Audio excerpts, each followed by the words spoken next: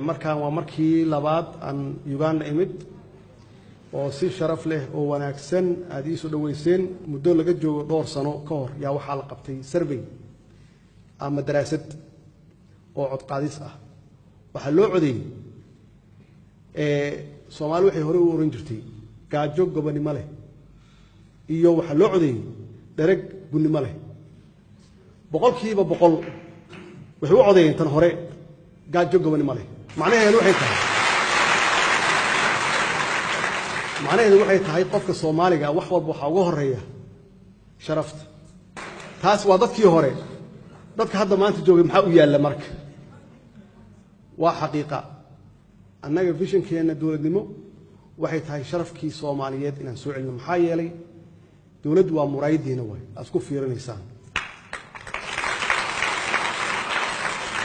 sida u egtihiin iyo ka turjumaysaa dawladda waxaan aaminsanahay wali dadkii fiicnaa oo aaminsanaa inay gobonimada ka doortaan maxaan ku raahdaa gunnimo ka doortaan wali waa joogaan waa idinka waa soo taaganna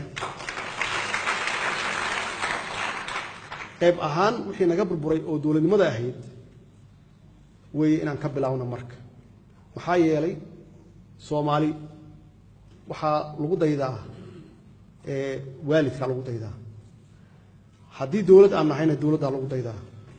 marka hadba dawladda sida u eg tahay ee shacabku u ekaanaysa marka waxaan ugu ballana annagoo magaciina mathalayna inaan sharafkii iyo qabkii Soomaalinimo aan soo celino intii rabtaan ugu qaadato dawladnimadiinu qiimo yeelanaysa sharafkii Soomaaliya waa soo noqonaya laakiin waxa naga qasay nabadgelyadeennii iyo ammaankeennii iyo noloshii aan adduunka kale kula tartami lahayn waa intaas dhalinyarada ah oo runtii fakar khaldan haysata saad ogtihiinna waxaan u fidaynaa cafis macnaheedu ma aha annagu naftigeena inaan rabno inaan leyno maxaa yeelay wiilasheennii weeye waxaan u fidaynaa cafis inay noo yimaadaan oo ay ka qayb galaan horumarka iyo dhismaha dalka waana sugaynaa inkastoo ay soo bilaabanayaan hadda inay soo dhiibaan walaalayaal marka amniga Soomaaliya sugitaankiisu Soomaaliya kaliya ha ku haleynina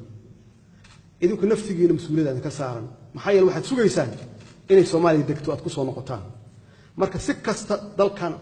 aad amnigiisa aad qayb uga qaadan kartaan si kasta annagu aad qayb noogala qaadan kartaan amniga Soomaaliya waa wax loo baahan yahay maxaa yeelay waxay soo dhaweynaysaa xasiloonida iyo ammaanka Soomaaliya soo dhaweynaysaa beesha caalamku waxa hadda ka go'an inay gacan siiso waxayna gacan noogu siinaysaa sida annaga aan ula dhaqanno iyo sidaan ula imaanno waxay hadda naga aragtaa shacab iyo dawlad iswata oo isku duuban dhalinyaradu haddaad doonaysaan leadershipka Soomaaliya iyo mustaqbal fiican ee Soomaaliya ay hesho fadhigana ka kacdaan oo aad qayb ka soo noqotaan dawladnimadan hadda socota hadday noqoto dhigna u daadisaan maxaa yeelay kuwa hadda dibadaha ka imaanaya oo shisheeyaha ah oo shabaabka ku jira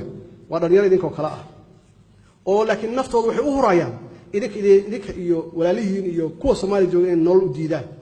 idinkana hadda toosh idinku hayo oo la yiraahdo kan ma terrorista mise ma aha adoo shaqaysanayo horjeeda wax kale ma aha maxaa yeelay dhalinyaradii ka hortagi lahayd yaa fadhida oo sugaysa inuu qof Ilaahay cirka uga soo diro oo u kalin gareeyo dhulkii